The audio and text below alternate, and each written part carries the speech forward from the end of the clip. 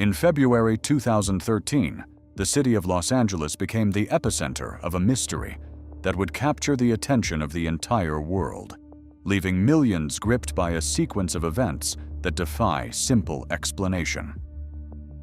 It began as a missing persons case, a young traveler, thousands of miles from home, who suddenly and completely vanished.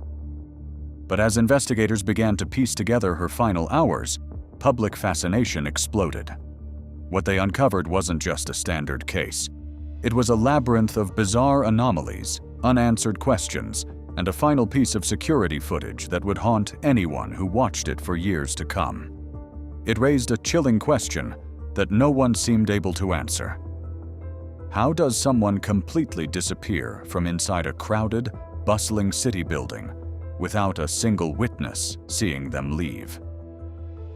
To even begin to understand the tragedy that would soon unfold, we must first step inside the walls of the place where the trail went cold. A place with a dark history all its own, the Cecil Hotel. Built in 1924, the Cecil Hotel was originally designed to be a monument to luxury. Its founders spared no expense, filling the interior with towering stained glass windows, striking sculptures, and opulent marble floors. When the hotel officially opened its doors, it was the premier hotspot for affluent travelers and high-ranking executives. But this glamorous era was short-lived. The arrival of the Great Depression crippled the nation, leaving a wave of hopeful travelers stranded on the West Coast with nothing to their name. As the economic devastation deepened, the wealthy clientele evaporated. In a desperate bid to stay afloat, the hotel cut its prices and opened its doors to anyone with a few spare coins. This drastic shift mirrored the collapse of the surrounding neighborhood, which sat directly on the border of Skid Row. Covering 50 city blocks in the heart of downtown Los Angeles, Skid Row has now become home to one of the largest concentrated homeless populations in the country. The once magnificent hotel has since undergone a complete dark evolution, transforming from a sanctuary of high society into a transient crossroads for the desperate, the lawless, and the forgotten. As the decades rolled on, the property developed an unsettling reputation, transforming into a grim beacon for tragedy. Beginning as far back as the 1930s, a dark pattern emerged as numerous individuals checked in under false names, choosing the anonymity of these rooms to permanently end their lives. A deeply disturbing atmosphere seemed to settle over the structure. Throughout the mid-century, guests repeatedly fell or were pushed from the high windows, often striking the building's exterior architecture on the way down. The trend took a horrific turn when a falling guest struck an unsuspecting pedestrian on the sidewalk below, instantly taking both lives. By the 1960s, the violence inside the hotel shifted from tragic accidents to deliberate, targeted acts. In the summer of 1964, a well-known local resident named Goldie Osgood, affectionately dubbed Pigeon Goldie because she spent her days caring for the birds in a nearby city square, was brutally assaulted and slain inside her room. To this day, the identity of her attacker remains a complete mystery. As the neighborhood's stability further unraveled into the 1980s, the chaotic environment of the establishment provided an ideal cover for one of the nation's most notorious predators, Richard Ramirez, also known as the Night Stalker. During the height of his terrifying campaign, Ramirez used a room at the hotel as his primary hideout. And because of what the hotel had become, the Night Stalker was able to slip in and out entirely unbothered. Blending perfectly into the background noise of a building in deep decline, he would discard his blood-stained clothes in the dumpster and walk through the lobby unnoticed. Remarkably, history repeated itself just a decade later in 1991, when another international criminal made the establishment his temporary home.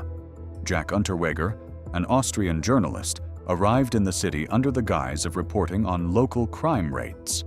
Remarkably, he even utilized his official media press passes to secure ride-alongs with local law enforcement. In the meantime, Unterweger used his room at the Cecil Hotel as a secret staging ground, taking the lives of 3 more women by strangling his victims with their own bras. With a track record this dark, the property inevitably became a breeding ground for modern folklore. The most prominent of these rumors claims that Elizabeth Short, the infamous Black Dahlia, frequented the hotel's lounge just days before her legendary 1947 murder. While official records and investigative timelines completely debunk this connection, the rumor itself highlights just how easily a location's real-world reputation can blend with myth. After briefly renaming itself as the Stay on Main in 2011 and closing its doors for a few years starting in 2017, the Cecil reopened as an affordable housing complex at the end of 2021. Although it had opened its doors to those who had been rejected by landlords hesitant to accept tenants who had lived on the streets, the building now completely devolved into chaos. But before this, there was one last haunting case that has continued to follow the hotel and the world: the mysterious and tragic death of Elisa Lam. A 21-year-old university student from Vancouver in Canada, Lam was in the middle of a solo journey along the west coast of California. Following a brief stay in San Diego, Elisa made her way north, arriving in Los Angeles on January 26th. But only a few days later, Elisa would vanish without a trace. When investigators began reconstructing Lam's final days, they immediately hit a perplexing roadblock. Logbooks indicated that Lam registered for a 3-night stay at the hotel starting on January 28th, with her checkout set for the 31st. But this itinerary leaves a glaring gap that has yet to be explained. Where was Elisa Lam spending her time during the 48 hours between her initial arrival in the city of Los Angeles on the 26th and her eventual check-in at the hotel on the 28th? If definitive documentation of those missing days exists, it remains strictly confidential with investigators.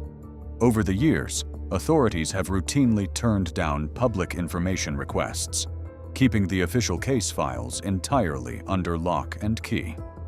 But while the police files remain sealed, Lam left behind a personal record of her own. A prolific writer who frequently archived her innermost thoughts, observations, and emotional struggles in a public journal, Elisa wrote haunting entries that now remain frozen in time, offering a deeply intimate window into her final days. In one journal entry, Lam noted, "I have arrived in La La Land, and there is a monstrosity of a building next to the place I'm staying.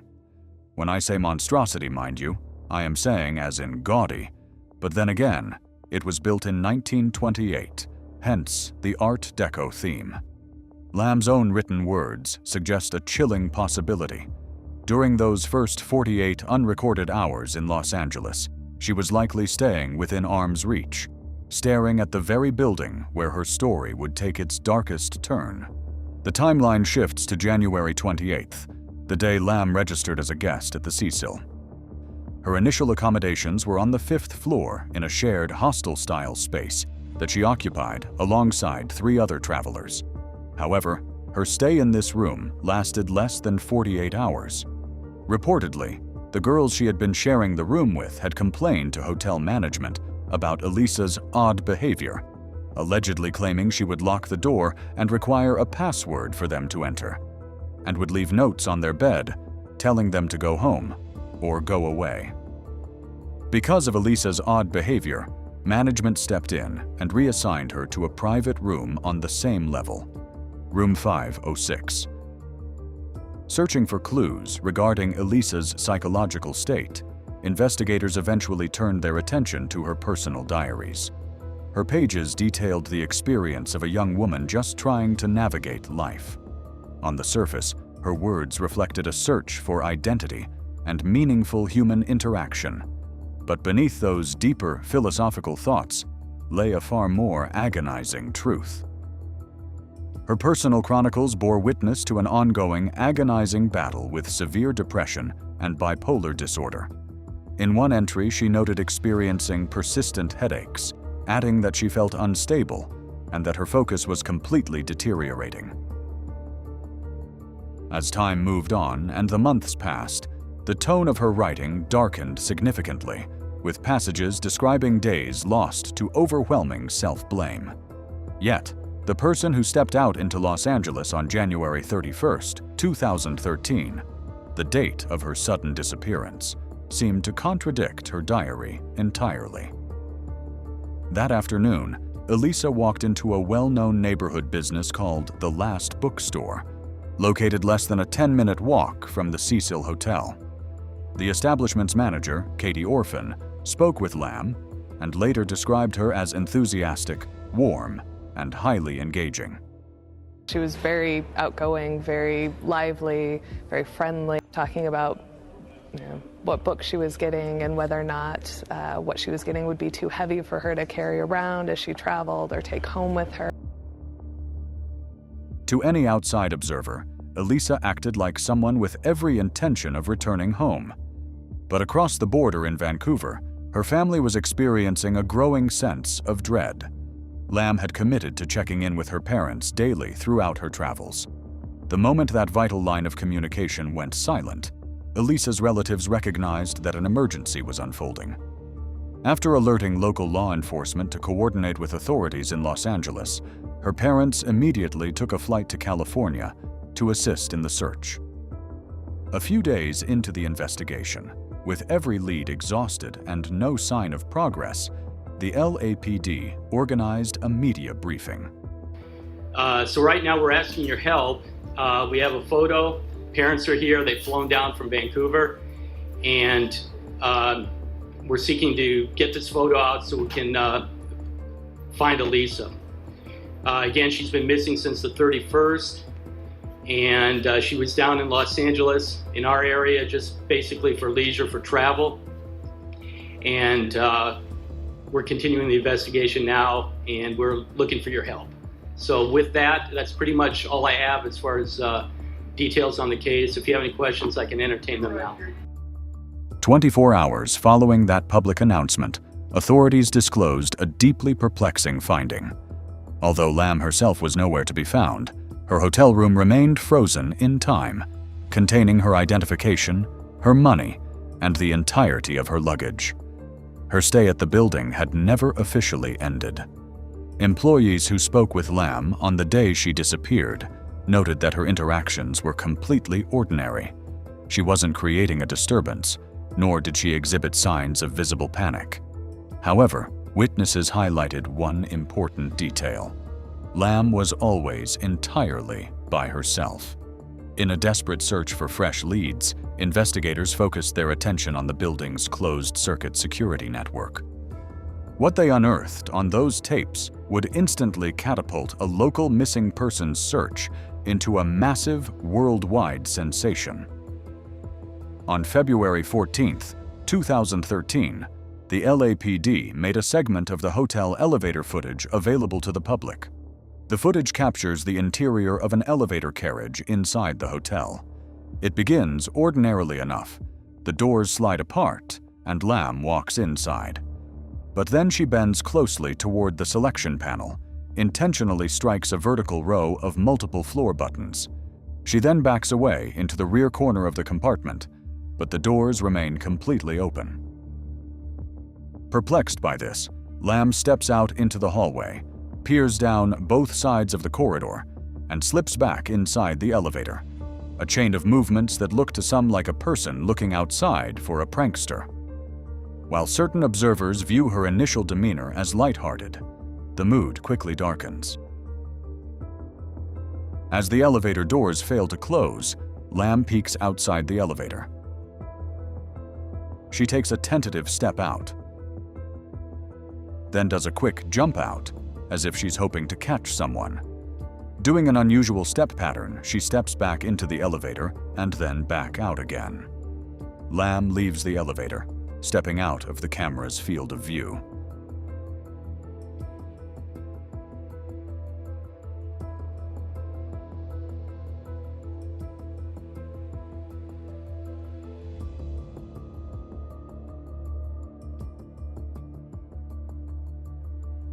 When she comes back into frame, her physical actions are noticeably uncoordinated. She runs her hands through her hair, restlessly moving back through the threshold of the hallway. Returning to the elevator, Elisa repeatedly hits the control pad, but the elevator continues to show zero response.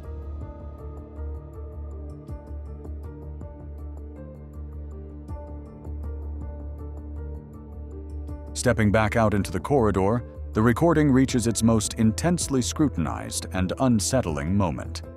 Standing in the open hallway, Lam begins waving her hands bizarrely into the empty space. Her fingers twist and extend in sharp, unpredictable motions as she gestures to something in front of her. To observers analyzing her demeanor, these actions proved profoundly polarizing. Some viewed the footage as a frantic attempt to evade an unseen pursuer, while others interpreted her behavior as the visible onset of an acute psychological crisis. Moments later, Elisa Lam turns away, walks down the corridor, and disappears from the camera's view. She would never step back inside the elevator, and her final moments on this footage would be the last time she was ever seen alive again.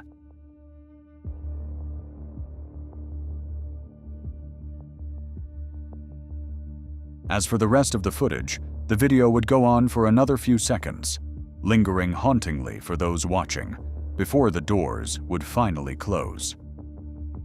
The rest of the footage showed an empty elevator as it moved on to the other floors Elisa had selected on the control panel. Observers fiercely questioned what could be driving her erratic behavior, wondering if she was under the influence of an unknown substance, experiencing a sudden medical crisis, or desperately trying to evade someone hiding just out of sight. But while the public debated the mysterious footage, the harsh reality on the ground remained unchanged. Elisa Lam was gone, and the silent security tape was the only concrete proof that her final hours had taken a dark turn.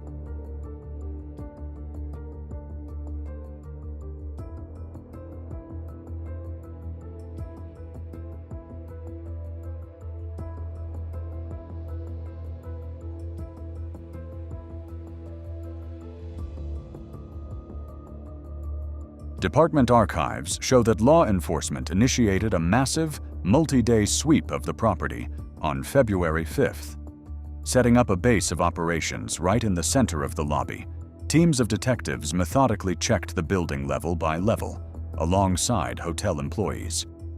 Officials publicly announced that they had combed through every square inch of the property, explicitly stating that the roof had been cleared by canine search units. Yet they found absolutely no sign of the missing student. However, subsequent disclosures exposed massive gaps in the police operation. Because the detectives did not possess individual search warrants for each resident and visitor at the hotel, officers were completely reliant on voluntary consent. If a guest denied them entry, the police walked away, unless they had probable cause to enter the room. As Lam's parents walked the streets of downtown Los Angeles, desperately handing out missing persons flyers, the tracking effort hit an absolute wall. But in the end, the sudden shift in the investigation wouldn't come from a detective's breakthrough or advanced forensic science. It would come directly from the guests staying inside the hotel. By February 19th, guests inside the building began approaching the front desk to report a series of unsettling issues. The water pressure throughout the facility had suddenly plummeted, and the water emerging from the room taps had developed a dark discoloration, an unnatural taste, and a highly repulsive odor. To address the growing complaints, a member of the hotel's maintenance crew named Santiago Lopez was sent up to the roof to inspect the property's gravity-fed water system. 4 massive, 8-foot-tall cylindrical water tanks. Lopez scaled the service ladder to get a direct view into the main tank. Upon reaching the upper platform, he noted that the 20-pound access hatch was resting wide open. Bending over the rim to look down into the deep water, the unresolved mystery of Elisa Lam came to a sudden, tragic conclusion. Discovered within the dark containment unit, floating approximately 12 inches from the top of the tank, was the missing student.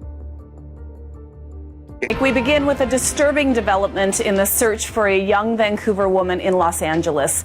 Nearly 3 weeks after Elisa Lam went missing, a body has been found in a water tank on the roof of her hotel. For weeks, questions have circled about Elisa Lam after the Vancouver woman went missing in Los Angeles last month. Yesterday, police found her body in a hotel water tank. And that's just raised even more questions. The LAPD was immediately contacted, but executing a recovery presented a complex logistical dilemma. The Los Angeles Fire Department had to be dispatched to completely empty the 1,000-gallon structure. Utilizing specialized heavy rescue gear, emergency personnel cut a large opening directly through the steel side of the tank to recover her remains. Elisa Lam was found entirely without clothing. Submerged alongside her were the identical garments and personal items she had been seen wearing during her final sighting on the elevator security recordings. Inside the tank, forensic investigators methodically logged the recovered evidence piece by piece. From the water, they retrieved a pair of black shorts, a green graphic t-shirt, and dark undergarments. In addition to these articles, the search turned up sandals, a red zip-up hooded sweatshirt, her plastic hotel room key card, and her watch. The grim breakthrough instantly shifted the nature of the case, presenting investigators with a profound question. How did Elisa Lam end up inside the Cecil Hotel's water tank? The public and media immediately reached a unanimous conclusion. This had to be a definitive case of foul play. The sheer logistics required to reach that destination seemed to rule out any other possibility. Architecturally, the hotel is a 15-story complex configured in the shape of a capital letter E, featuring 3 distinct structural wings that culminate at the rooftop. It is here that the building's water supply operates, relying on 4 massive steel tanks. Each cylinder stands approximately 8 feet tall and 6 feet across, anchored securely to an elevated 4-foot concrete base. For any individual to reach those tanks, they would first have to navigate a gauntlet of security challenges, bypassing locked fire doors and triggering automated alarms just to step onto the restricted roof. Once on the roof, they would need to walk across a hazardous maze of interconnected pipes and valves, crisscrossing the concrete platform to reach the very center of the cluster. Only there, heavily obscured between the towering walls of the massive tanks, sat the single service ladder. To gain access, someone had to scale that ladder, pull themselves onto the rounded dome of the water tank, lift a 20-pound steel hatch, and lower themselves into the darkness within. While investigators noted it was technically possible to climb onto a nearby platform and leap across to the top of the tank, doing so would have been more difficult to land onto the tank and open the heavy hatch in the dark. And experts argued that opening the heavy 20-pound hatch represented an extraordinary physical challenge for a young woman to achieve entirely on her own. But given the hotel's recorded history of the hatch being found open by observers, there is a plausible chance that Elisa would not have had to struggle with opening the hatch herself before falling into the tank, where her body would later be discovered. As news of the grim police breakthrough spread, a wave of disgust swept throughout the establishment. Panicked guests checked out immediately, many expressing intense frustration that management had left them to discover the horrifying truth from the local news broadcasts, rather than notifying them directly. Shortly after 10 a.m., the body was found by a hotel employee following complaints of low water pressure in the building. After guests were informed, they were understandably shaken. Wouldn't you be if there was a dead body in the water you were using and drinking? It's kind of odd, the whole damn thing. British tourists Sabrina and Michael Baugh later recalled that the water pressure in their room had plummeted drastically. More unsettlingly, the tap water carried a strange taste and would run completely black for several seconds before clearing. And the water for first 2 seconds or 3 seconds was coming black. And then after a while we would drink it. But it had strange, funny, sweet taste. It's disgusting. For those who had spent the previous days showering in the hotel and drinking the tap water, the psychological impact was already done. And despite the shocking revelation, the hotel kept its doors open, continuously processing new reservations, allegedly never telling their guests about the horrific find in the rooftop's water tank. But just as the public narrative surrounding a sinister cover-up peaked, the official autopsy report was released, and it completely upended the consensus. The Elisa Lam case is now closed. The Los Angeles coroner has ruled the Vancouver student's death as an accidental drowning. Lam's body was found in a water tank at the top of a Los Angeles hotel where she'd been staying earlier this year. The 21-year-old had been traveling alone and was last seen January 31st. Lam was spotted on surveillance video acting abnormally in an elevator, appearing to gesture to someone. The coroner believes her bipolar disorder played a role in her death. The Los Angeles County coroner officially ruled the cause of death as an accidental drowning, specifically citing Lam's documented struggle with bipolar disorder as a primary contributing factor to the tragedy. But instead of providing closure, the official paperwork only served to accelerate the growing skepticism surrounding the investigation. An inspection of the final medical examiner's report revealed a bizarre clerical anomaly. The box designating the manner of death as "could not be determined" had initially been checked. It was subsequently crossed out, and a new mark placed in the box for "accidental." This bureaucratic confusion seemed to clash heavily with the physical evidence, or lack thereof. A post-mortem examination of the 21-year-old revealed an absolute absence of internal or external bodily trauma. There were no fractures, no lacerations, and no defensive wounds to indicate a struggle. While a sexual assault kit was gathered and logged into evidence, public records later revealed that it was never processed and left entirely unanalyzed within the law enforcement forensic backlog. However, this has been disputed by Netflix's docuseries Crime Scene: The Vanishing at the Cecil Hotel, in which officials claim that the kit was indeed tested. When lab technicians examined the clothes recovered from the water, they noted another perplexing detail. Every single piece of fabric recovered from the tank was coated in a fine, sand-like sediment. Furthermore, the toxicological screening added an entirely new layer of complexity to Elisa's final hours. The analysis revealed no acute alcohol or recreational drug intoxication. Lam was completely sober at the time she entered the water. Ultimately, the official medical and legal consensus remained absolute. There was no evidence of a physical struggle, no third-party involvement, and no indication of suicide. To authorities, the case of Elisa Lam was officially closed, deemed a tragic, inexplicable accident. But for skeptics, the official ruling of accidental drowning seemed to defy physical reality. The sheer logistics required to even access the water tank suggested a series of physical barriers that seemed impossible for a young woman of Elisa's weight and height to navigate alone. Pedro Tovar, the chief engineer at the hotel, said that there were 4 methods for entering the rooftop: 3 fire escapes that can be reached through interior doors, and 1 external staircase leading up to the roof from the 14th floor. However, the interior doors were securely locked and hardwired directly into the hotel's electronic security grid. Management maintained that only authorized maintenance personnel possessed the physical keys and bypass codes required to open them. Furthermore, any unauthorized breach would immediately trigger an alarm on the upper levels, while simultaneously transmitting a warning directly to the reception console. Yet, according to the establishment's electronic data logs, that alarm system never cycled a single time throughout the entirety of January or February of 2013. If those records were precise, it meant an indoor route to the rooftop was completely out of the question. That left only one remaining path to the top: an open steel fire escape anchoring the exterior flanks of the building. To do this, Lam would have had to scale the exposed iron framework up the side of the 15-story complex in the dead of the Los Angeles winter.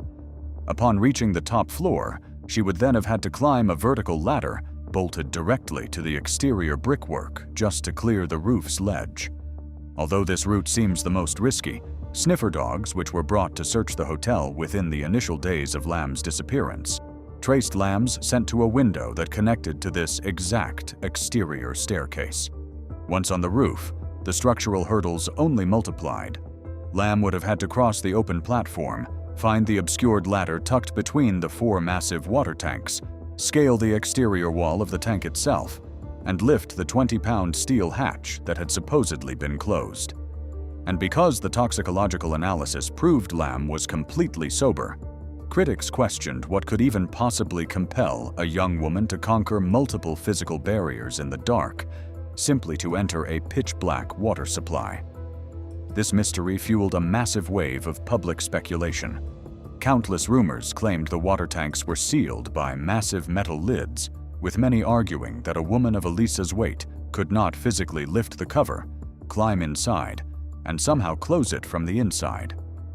But maintenance worker Santiago Lopez had asserted that the access hatch was sitting wide open.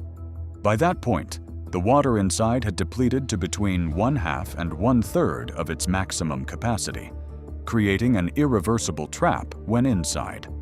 Because the water level sat several feet below the rim, Lam would have been physically unable to reach the opening to climb back out, or to close the heavy hatch from within. This critical detail introduced a glaring, highly problematic contradiction into the timeline. If investigators had truly conducted an exhaustive search of the rooftop weeks prior, serious questions arose as to how an open, compromised water tank was completely overlooked, especially by police sniffer dogs. Later disclosures brought another massive police failure to light. The initial search teams had never actually climbed onto the elevated platform to examine the tops of the tanks. Because the massive cylinders sat on a raised foundation, the hatches were completely blocked from view from the main roof level. In addition to this, investigators had to contend with the complex forensic riddle of Lam's clothing. Lam's remains were recovered entirely without her garments on her. Instead, her clothing lay floating in the surrounding water.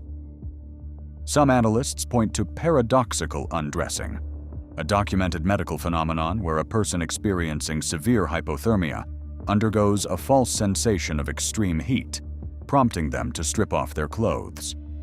While Los Angeles winter nights do bring dropping temperatures, experts remain heavily divided on whether the conditions inside a steel water tank were severe enough to trigger that state. Instead, a more practical explanation points to a desperate struggle for survival. Heavy winter clothing becomes waterlogged almost instantly, creating an immense downward drag. It is highly probable that if Lam was alive when she entered the tank, she would have fought to stay afloat in the pitch-black water and intentionally shed her clothes in a frantic effort to reduce her weight and buy herself time. Outside the state's official conclusion that this was an accidental drowning, the debate refuses to die. The exact timing of Elisa Lam's death also coincidentally happened to overlap with an extraordinary municipal crisis, giving rise to a highly complex and speculative theory. On February 21, 2013, barely 48 hours after Elisa Lam's remains were extracted from a water tank, municipal health agencies reported a sudden, massive outbreak of tuberculosis. This highly infectious cluster was densely concentrated within a 50-block radius of downtown Los Angeles' Skid Row, positioning a localized epidemic directly on the doorstep of the Cecil Hotel. At first glance, a sudden public health emergency appeared completely separate from the tragic demise of a traveling foreign student. That assumption dissolved the moment investigators scrutinized the precise diagnostic test used to screen the local population.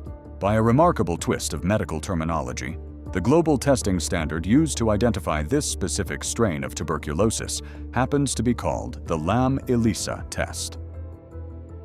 This bizarre correlation went far deeper than coincidentally identical names.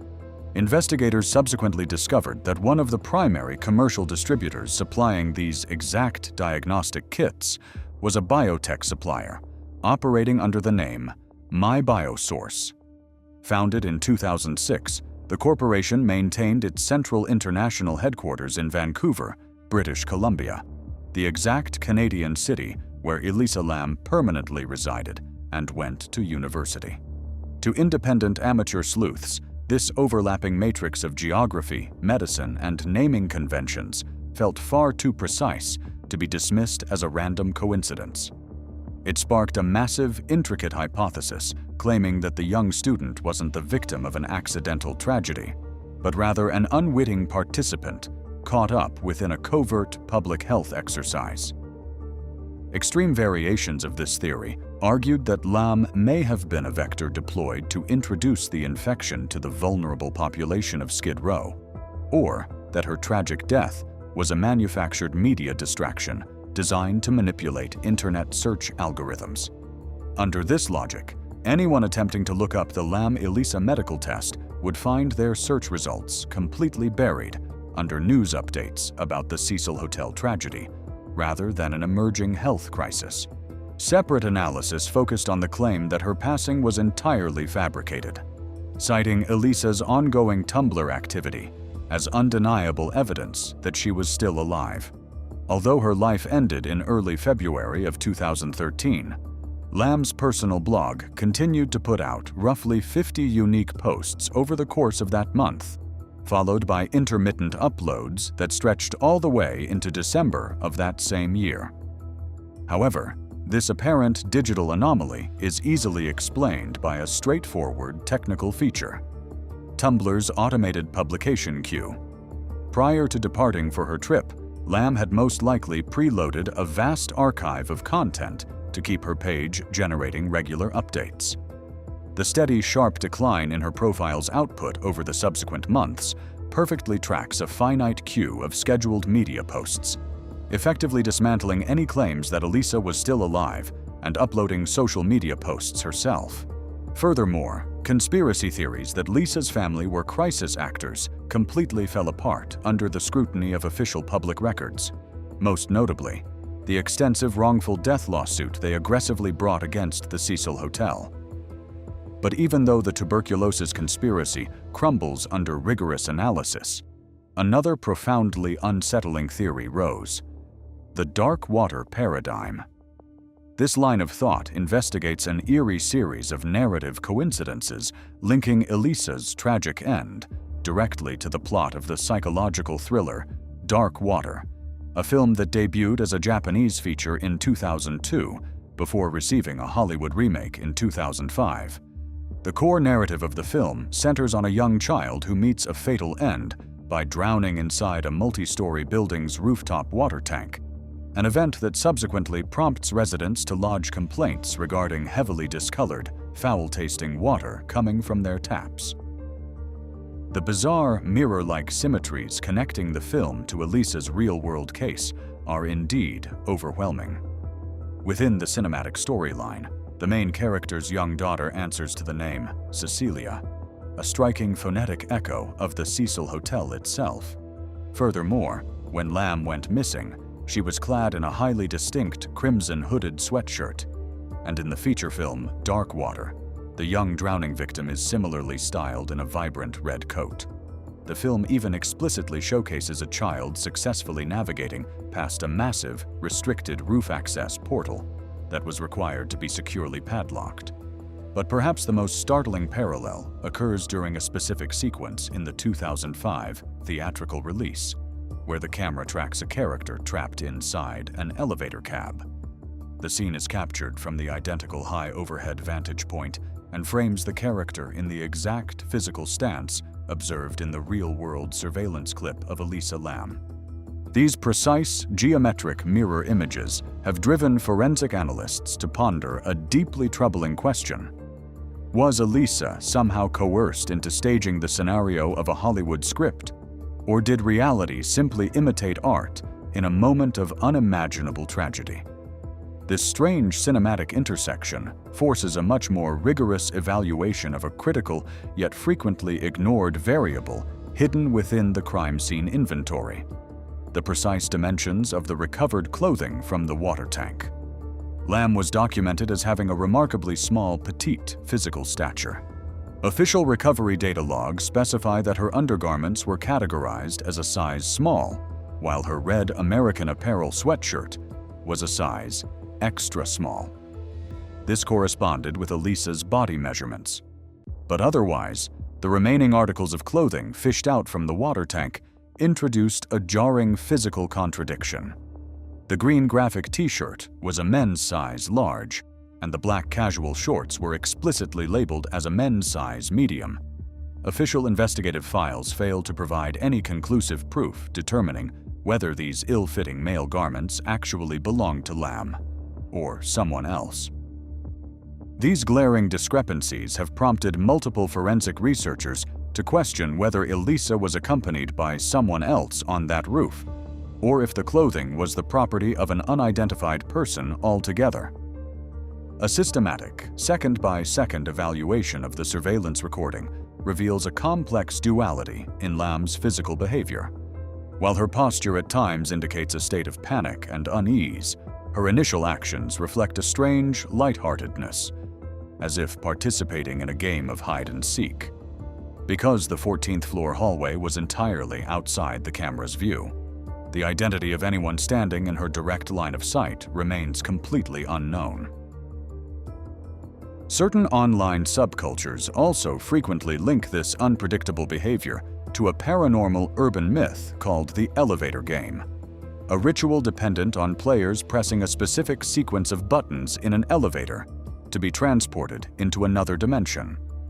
Supporters of this theory believe the eerie footage of Lam pushing columns of buttons and looking out into the hallway looks exactly like someone trying to play this game.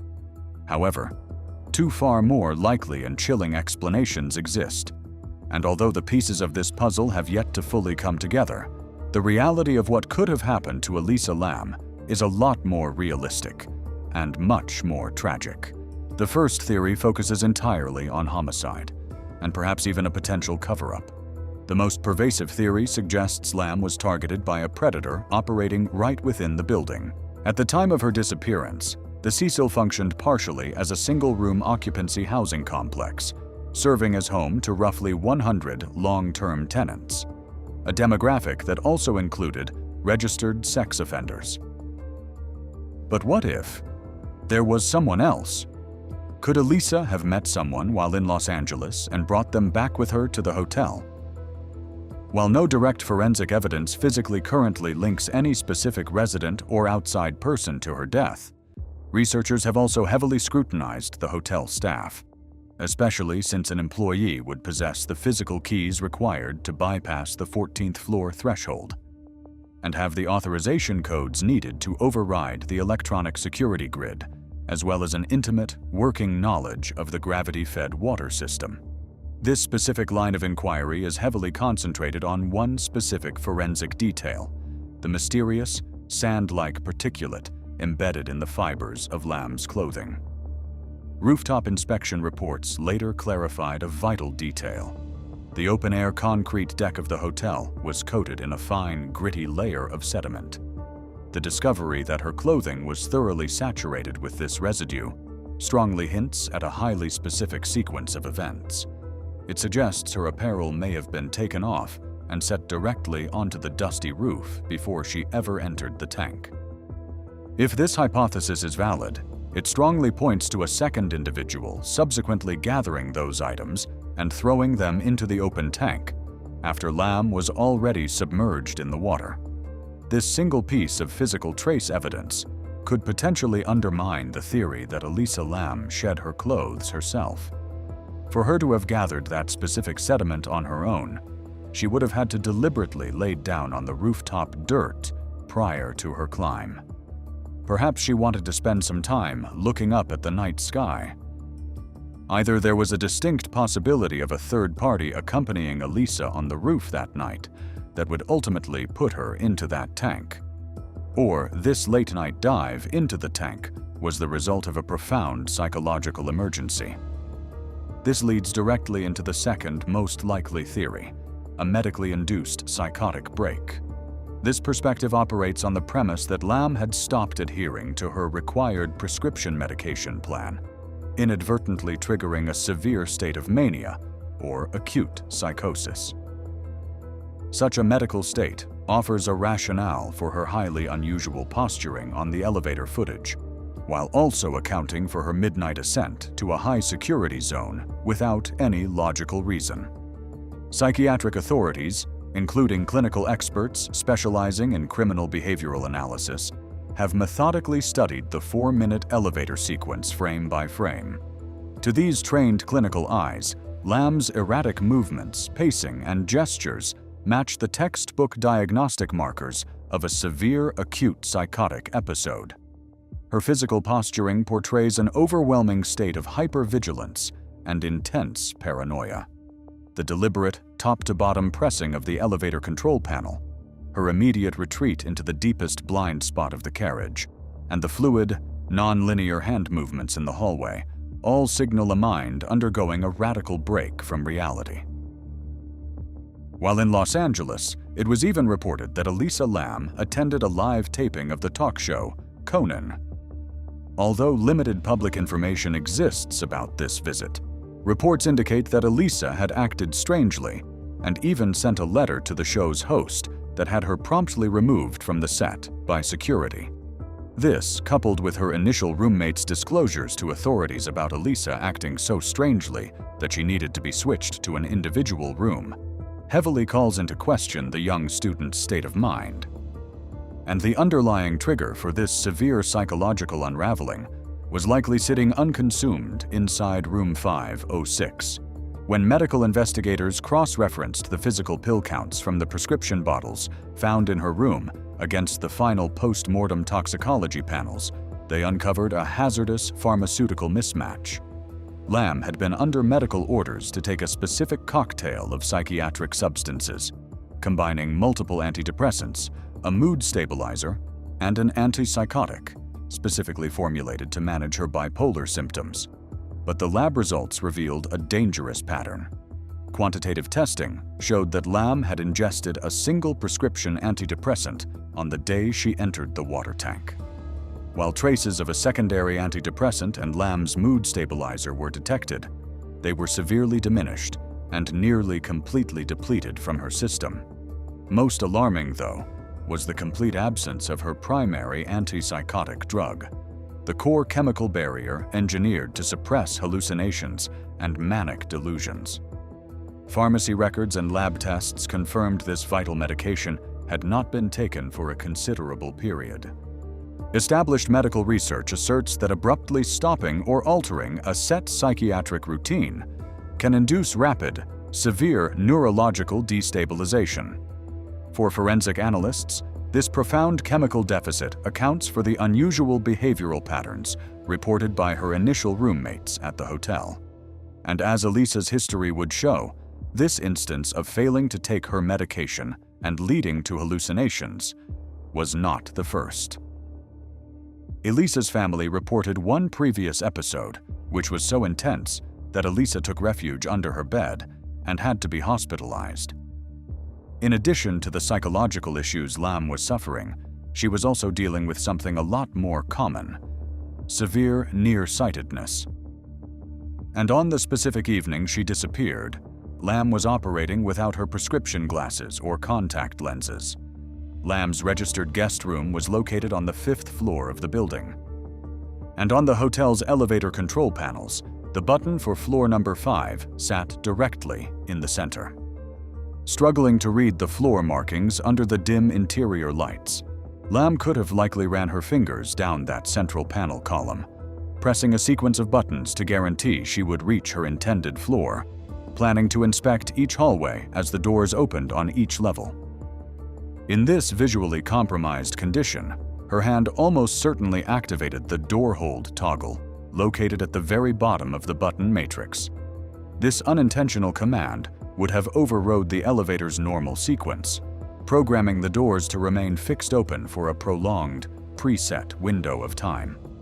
That eventually lapsed once Lam ultimately, and unfortunately, decided to abandon her plan to take the elevator.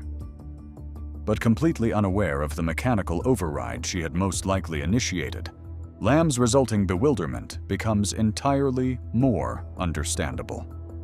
Convinced that the elevator mechanism was freezing up, or that a person in the corridor was deliberately pressing a button in the hallway, she continually stepped out into the walkway, trying to locate the source. Significantly, the possibility that what happened to Elisa was a result of an unfortunate and avoidable tragedy closely mirrors the initial legal response from Elisa's family. In the wake of the grim discovery of her body, Lam's parents initiated a wrongful death lawsuit targeting the Cecil Hotel.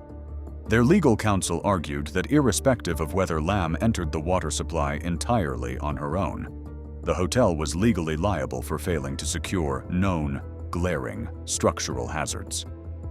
The resulting courtroom battle dragged multiple operational flaws in the hotel's security matrix into the spotlight.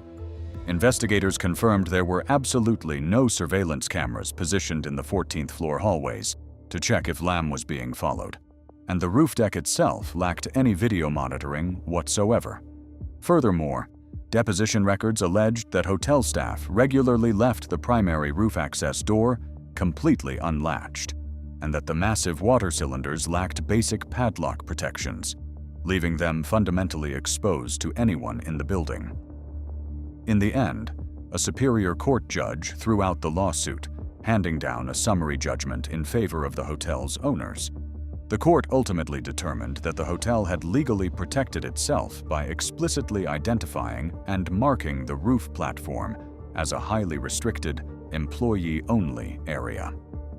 While this court battle and some of the evidence heavily pointed to Elisa Lam's tragic death being accidental, questions remain about the jarring anomalies embedded within the security footage, which was released to the public. Video analysts have long pointed out that Lam's hands and fingers appear artificially warped at several distinct points in the footage, a visual distortion that could point toward intentional digital editing. And the 4-minute file does indeed exhibit unmistakable traces of third-party alterations. The most flagrant visual issue centers on the clock display situated in the lower margin, which remains heavily pixelated and obscured into complete illegibility. While some attribute this degradation to the hotel's outdated security cameras, others point toward deliberate tampering, particularly at the unreadable timestamps. An analysis of other CCTV footage from the hotel showed that some of the other cameras had clear timestamps, but in the end, others mirrored the obscure ones from Lam's footage. A detailed, microscopic analysis of the footage also indicates unmistakable skipped frames, strongly implying that specific sequences of the recording were intentionally deleted. Forensic analysts divide this editing into two competing interpretations. One explanation points to witness confidentiality. An innocent resident or guest of the hotel may have inadvertently walked past the elevator, prompting law enforcement to slice the frame to protect their privacy.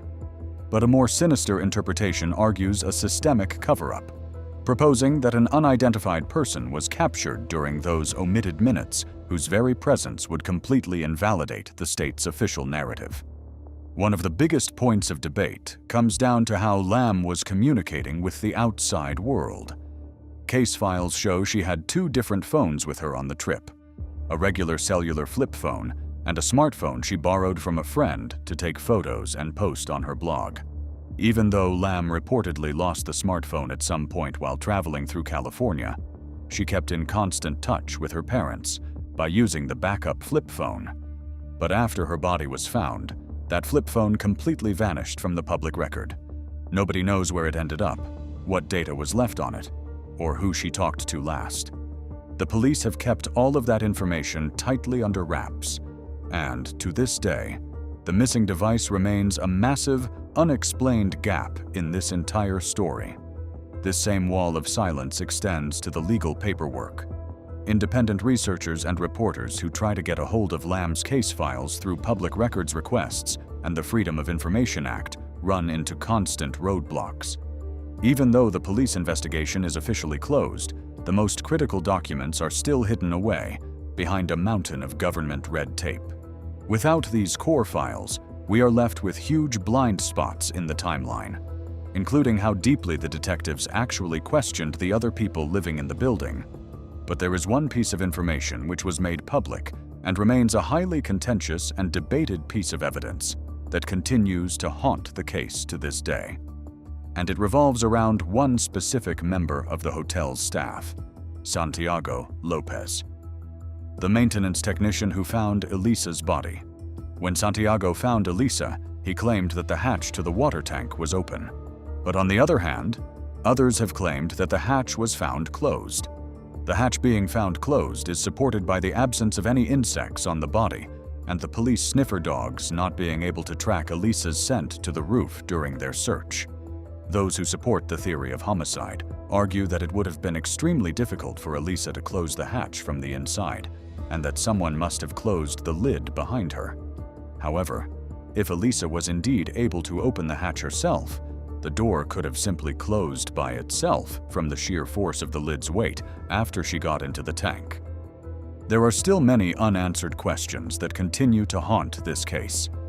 Was the hatch on the water tank found opened or closed? Where did Elisa Lam stay during the 48 hours between her initial arrival in the city of Los Angeles on the 26th and when she checked into the Cecil Hotel on the 28th? Was Elisa talking to someone in the hallway that could have possibly been captured and removed from the security footage released to the public? Were the larger male-sized clothes found submerged in the water tank Elisa's or someone else's?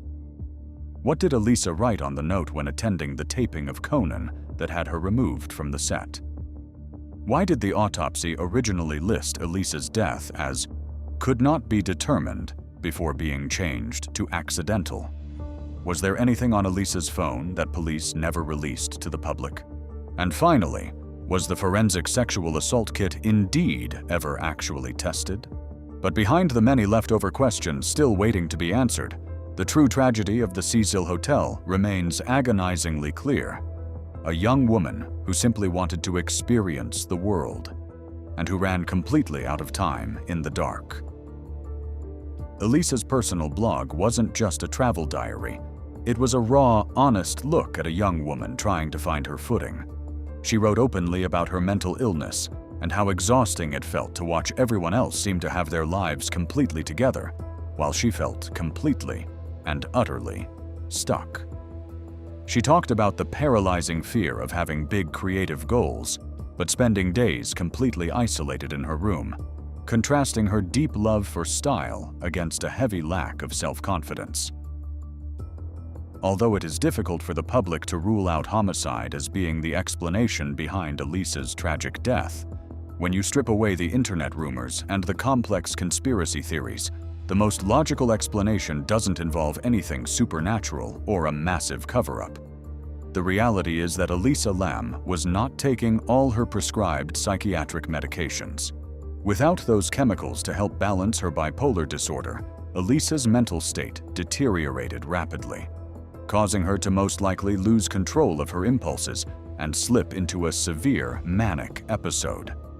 Because the manager of the last bookstore spoke about Elisa's intentions to purchase gifts to take back with her to her family, after the conclusion of her trip, she most likely didn't climb up to that rooftop with the intention of ending her life.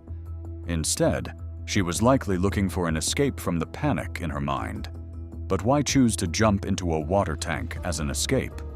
Is this odd choice not evidence enough that Elisa did not do this to herself?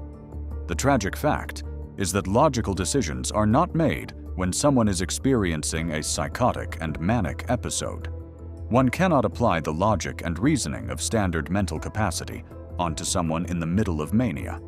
Some who have experienced similar episodes and withdrawal after not taking their prescribed medications reported feeling extremely hot and profusely sweating, while others have reported experiencing an extreme urge to take a shower.